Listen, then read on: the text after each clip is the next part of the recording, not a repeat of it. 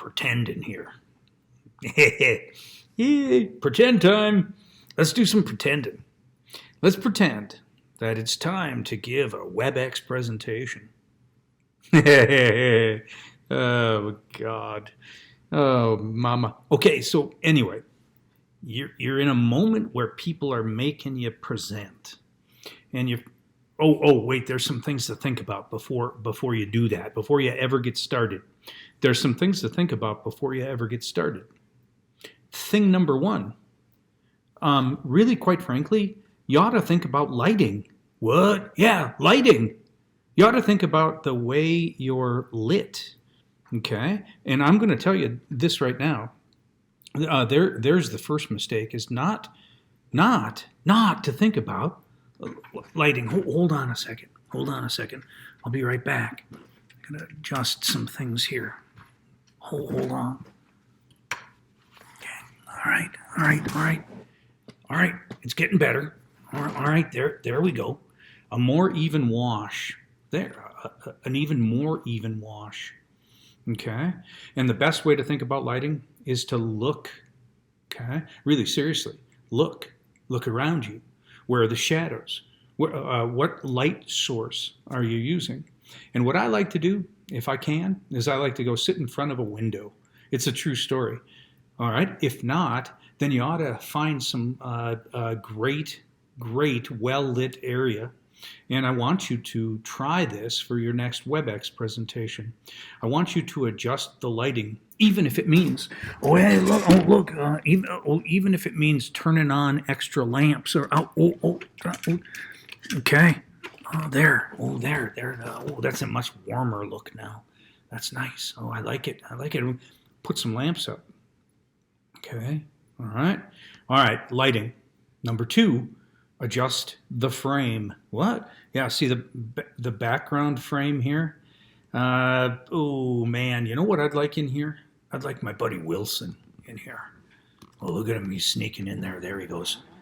Oh, and there's nothing wrong with Rainbow Bear either. Okay?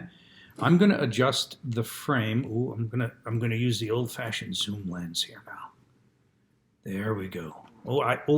Even better. I'm going to center myself in the frame, and I'm going to adjust my background. Okay? Man, oh woman, and pick a background that you like. A lot of people are going to say, oh, make it simple. Floral wallpaper. Oh, okay.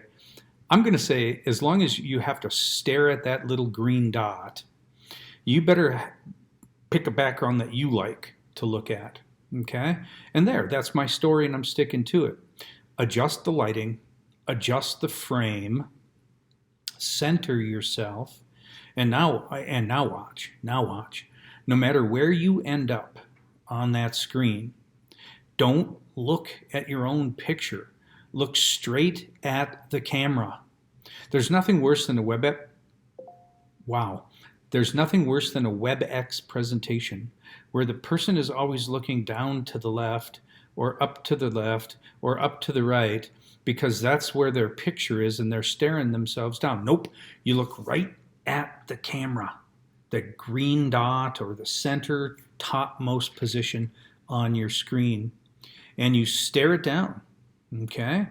Once you know that the lighting is good and the frame is nice, stare down that camera. But honestly, quite frankly, only if your posture looks like you care about the words. What? Yeah, postures. Oh, look, I'm going to do this now. I'm going to sit up. And I'm going to push the power up and out the top of my head. I'm going to watch it again. I'm going to sit up and I'm going to push the power up and out of the top of my head. I'm going to fight gravity. Watch. I'm letting gravity win right now. WebEx presentations that let gravity win, okay, show me that you really don't care, or you're tired, or worse, you don't care and you're tired. Maybe just lazy. So for one moment, for a minute or three in this next WebEx presentation, you need to fight gravity. You need to push the power up out of the top of your head, the same as if you were standing in my class to give a presentation. Pushing the power up through your torso, and the exit point of energy is the top of your head. Straight up towards the ceiling, nice and tall, proud of the words that are coming out of your face. And then there's what to do with these things. Okay? That actually was kind of fun, but don't. Okay, for WebEx presentation, I'm going to tighten that triangle. In a standard presentation where you're standing and speaking, the triangle goes from about your chin down to towards your belt line, and everything inside that triangle, right in here, everything inside that triangle is acceptable for hand gestures. If you're not using your hands inside that triangle, your hands hang at your side. That's for standing. For sitting, just tighten that triangle. Tighten that triangle. Don't use hand gestures that are going to block your face. You know, there are really don't do that. Don't do that. Use hand gestures to augment or support the words that you're saying in the presentation. Your hand gestures should undergird or support the words. And really, quite frankly, keep them tight to your chest. Keep them tight to the torso or the body, because the camera's going to distort them. If you get into a WebEx presentation and you like to do this, you know, look at my hands right now. They're 82 sizes bigger than my face. That's distortion, and that's camera distortion. You keep your hands tighter to the torso, you keep your hands tighter to your chest, and you, my friends, will be a better WebEx presenter. All right. There's a lot to think about so far. Lighting, the frame and the background, posture, pushing the balloons, 100 helium balloons tied to the top of my head, and they're pulling me up out of my chair. Try that. 100 balloons filled with helium tied right to the apex of your head, pulling you up. Okay? And now hand gestures tight to your chest inside a much tighter triangle so that they undergird or support the words that you're saying. And when you don't use them, drop them to the desktop or to your bed or the couch, wherever you're presenting. All right. Now let's talk about some other stuff, because it really behooves me. Okay. You need to make volume, and if you can't make volume so that your microphone can pick it up, then nobody is going to hear you, and nobody is going to listen, and nobody is going to think, oh, he really cares about what he was saying. If I can't hear you, if you make your audience work hard to hear you, they won't. They won't. What kind of speech or presentation have you listened to after you thought, oh man, this guy's hard to listen to. I can hardly hear him. Oh, yeah. No, you don't. We're human beings. We're not going to work hard. We're just not. We're lazy inherently. Okay? Yeah, argue if you will. But listen, you need to make just enough volume to be heard. Just enough volume to be heard. And then we can broadcast that, and I can turn the volume up here on my computer when it's presented to the class. Okay, all right. Articulation, opening your mouth, saying the sounds of the words. Boy, that is going to be your nemesis unless you work really hard. You got to stop truncating words. Okay? Truncating. That means to chop off the ends of words. Like you say runnin' when it should be running. You say hopin' when it should be hoping. And then you jam words together. Not only do we truncate words, but we jam words together to make words that really aren't in the dictionary, like wanna and gonna. Okay, don't. If you walk into Target corporate headquarters looking for a job and you are stumbly mumbly with your articulation and you say, "I'm really hoping to work here. I've been, I've been hoping for a long time. I wanna get this job." You won't. You won't. This is a true story. Okay. So now listen very carefully. Open your mouth and say the sounds of the words. And sometimes you have to open your mouth like 2 fingers or more. Okay? You can no longer say things like, "I am a happy camper." Look at my mouth. "I am a happy camper." It hardly moves. You have to open your mouth this way and make that resonant cave. "I am a happy camper." I am a happy camper. Open your mouth up and down and say the sounds of this beautiful language and stop talking in this teen slanguage. Okay? I heard this conversation in the Commons the other day. Somebody said, "Hey, I'm running to the store for some food. Wanna go with?" Wanna go with. "I'm running to the store for some food." To the store for some food. Okay, campers, that is fine in the Commons. Like I said in the last presentation about public speech, about standing and talking, that's fine in the Commons, but in a formal presentation, that's garbage. It's the kiss of death. Fur. I'm running to the store first. Fur grows on squirrels. All right? And you have to know the difference. And you have to exist in both camps. The Commons with the commoners.